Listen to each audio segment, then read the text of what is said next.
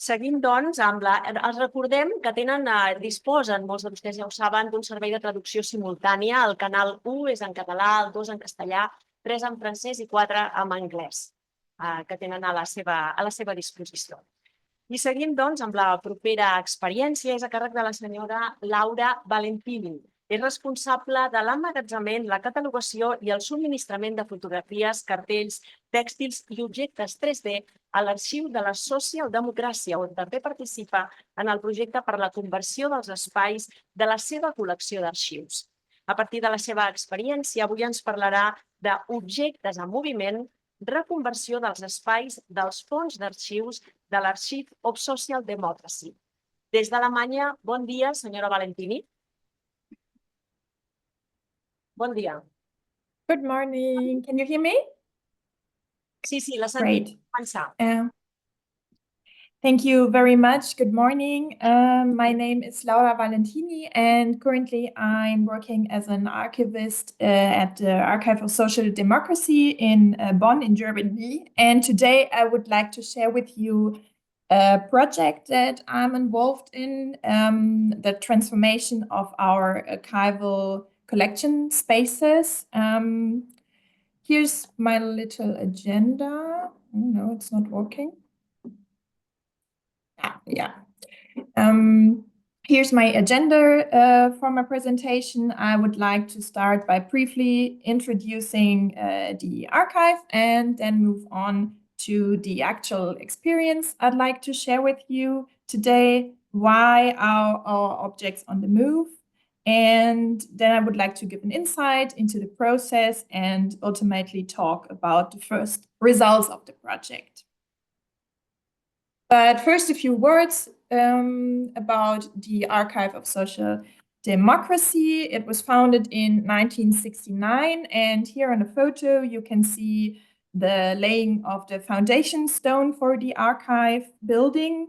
It's part of the Friedrich-Ebert Foundation and offers expertise on archival and library issues, as well as responding to research questions with a special focus on the history of social democracy, trade unions, and social movements. So therefore, we collect resources on the history of the German and international labor movement, social and emancipatory movements like the peace movement or women's movement, and also records of the Social Democratic Party.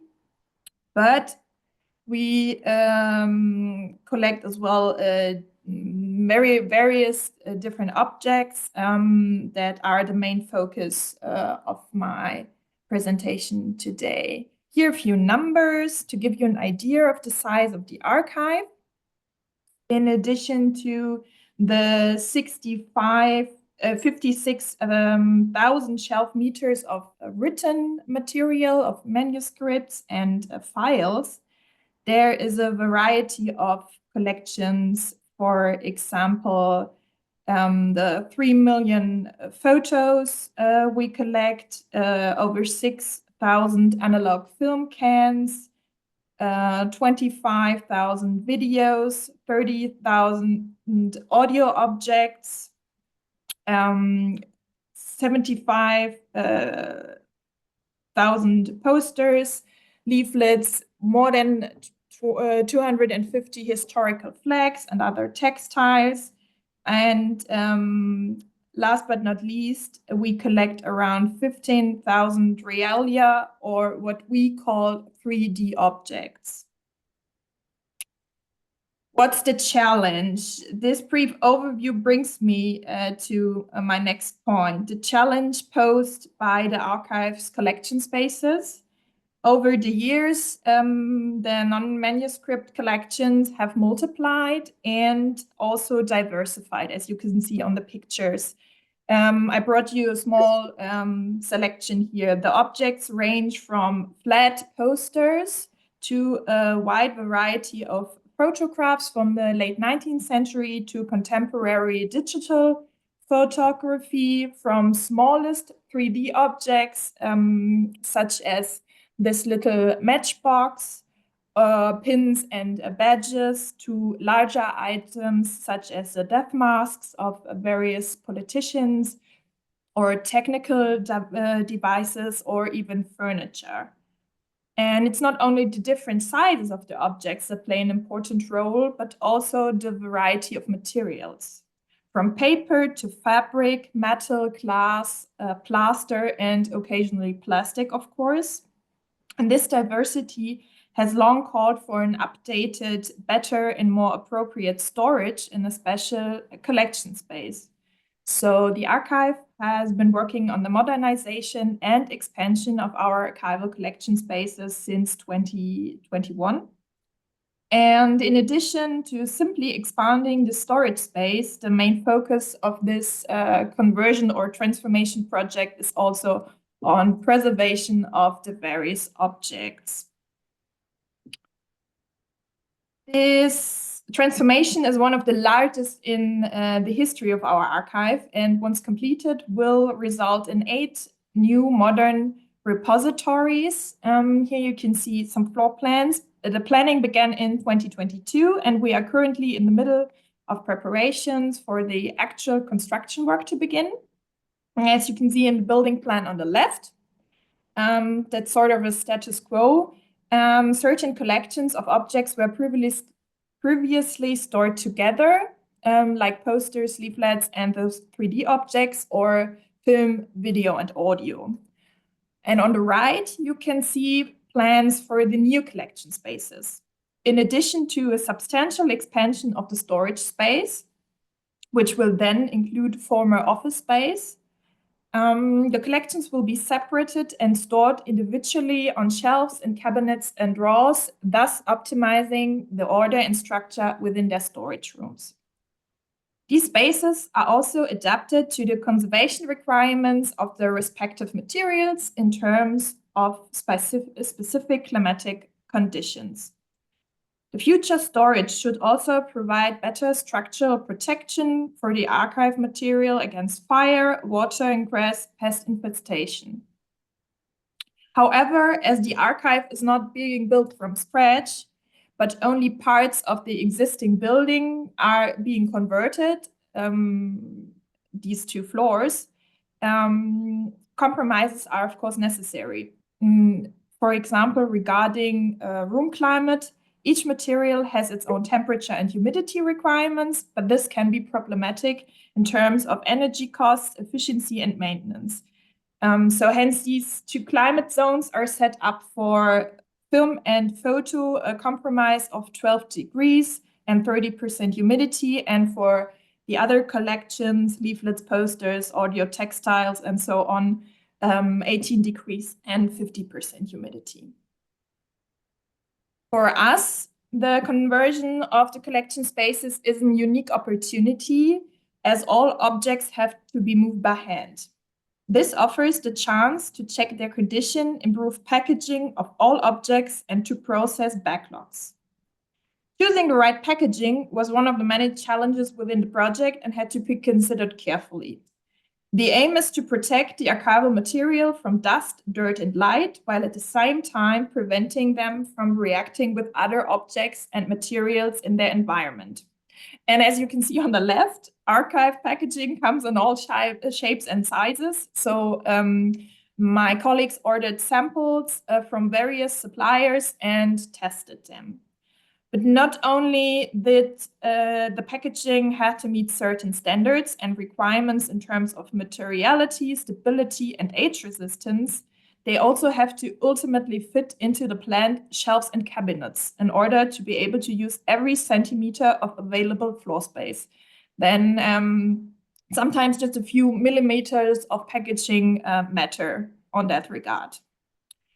So while leaflets, certain photos or negatives, for example, fit into standardized archival boxes, objects like the flagpoles from our textile collection had to be wrapped in resistant, non-woven fabric. You can see that in the picture in the middle, as some of them were up to 2 meters long and did not fit into any boxes we ordered. But I brought you a few other examples of packaging. We have the here pin collection that was once stored in frames. which is now stored horizontally on tissue paper, the historical flags and textiles, which are now stored well-lined in closed boxes. On the left, you can see the view of the former textile room, where the textiles were stored openly in shelves. And when packaging the textile, it was important to prevent the fabric and any metal appliques from touching further in the future. Here you can see the posters wrapped in their original packaging rolls, also rolled up. These were laid out for weeks and sorted by size and then stored in poster folders. And also the photo collection with prints and negatives has been given new archive boxes as well. It may come as no surprise that the project's approach differs to a large extent from everyday business at the archive. The whole team needed to be flexible, always ready to adapt work processes or sometimes even improvise, continuous learning by doing, so to speak.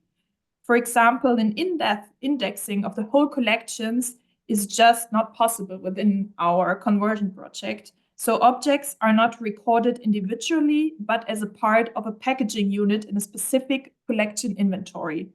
You can see an example of an entry in our database on the right.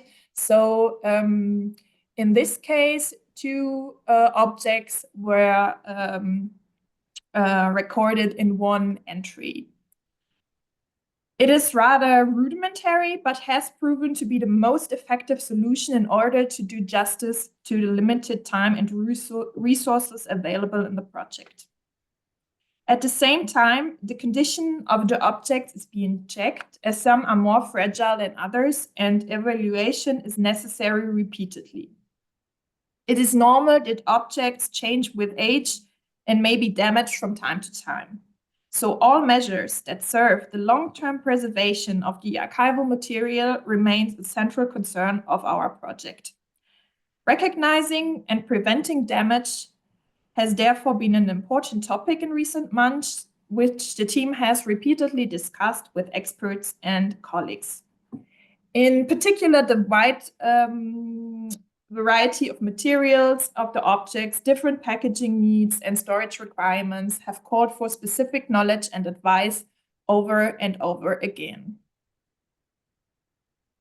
We have made good progress with our plan to store the collection items appropriately to secure them from long-term, and initial results are impressive so far.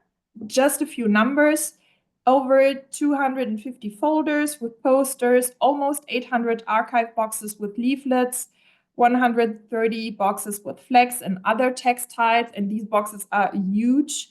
Over 90 boxes with 3D objects, and as well as over 1,500 photo boxes with prints have already been recorded in our database or in our inventory, so to speak. In addition, countless pins, postcards, stickers, analog films have been given new archive packaging. Plus, the inventory that we created forms the basis for prioritizing future, more intensive processing of individual objects for evaluation, indexing, conservation, and future digitization projects. So far, the majority of the objects were moved in-house to storage rooms in our library or other archival spaces and our interim archive space. Entire rooms, such as the textile storage I showed you a few slides before, have been completely emptied in recent months, and the first pallets of archival material are ready for external interim storage. We cannot store everything in-house, so some objects need to go off-site, and these are prepared in boxes already. However, the actual touching each item by hand has revealed a concrete need for action in recent months. A good example is the film collection that is partly threatened by vinegar syndrome.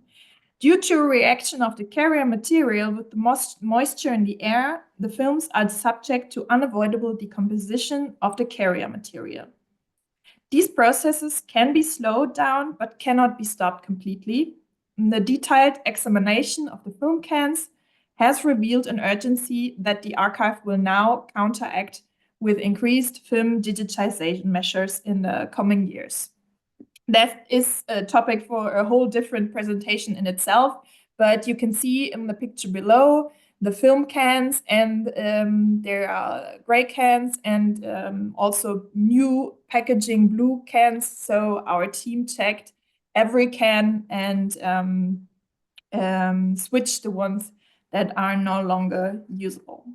It sounds like a lot of work, and it was, but we still have more to do, most notably the actual construction work to change the rooms, which will start in the next few months. However, a look at the shelves and pallets that have been filled shows that we already achieved and learned a lot at the same time about packaging, climate, construction, and statics, but also that compromise solutions are sometimes unavoidable, that communication and networking are key to progress, and that you can always rely on the support and expertise of colleagues. So thank you very much for your attention, and please feel free to contact us if you have any questions.